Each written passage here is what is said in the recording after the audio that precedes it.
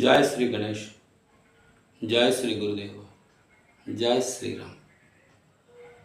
ओम श्री कृष्ण परब्रह्मणे नमः.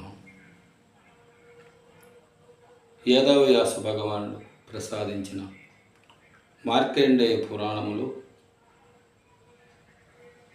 శ్రీ హరిశ్చంద్ర మహారాజు యొక్క వృత్తాంతము లేక కథ ఉన్నది. ఆ కథకు తెలుగులో శ్రీ బలిజేపల్లి శ్రీ లక్ష్మీకాంత కవి గారు నాటక రూపమును మనకు ప్రసాదించినారు.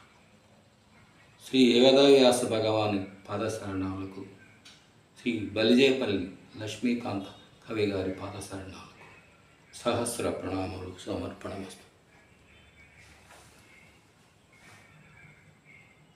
అయోధ్యను పరిపాలించు హరిశ్చంద్ర మహారాజు సత్యం కోసము, మాట కోసము బ్రహ్మర్షి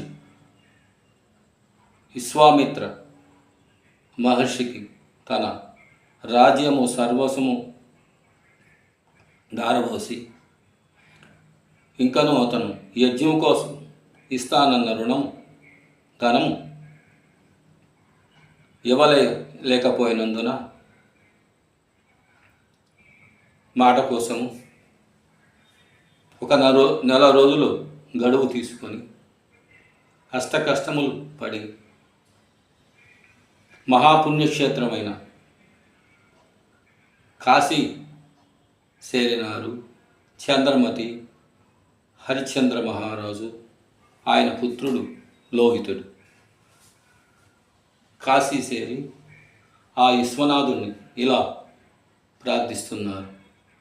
వందే శంభుమాపతి స్వరగురుం వందే జగత్కారణం వందే పన్నగభూషణం మృగధరం వందే పశూనాం పతిం వందే సూర్యశశాంకవహిని నయనం వందే ముకుందప్రియం వందే భక్తజనాశ్రయం చ వరదం వందే శివం శంకరం వందే శివం శంకరం.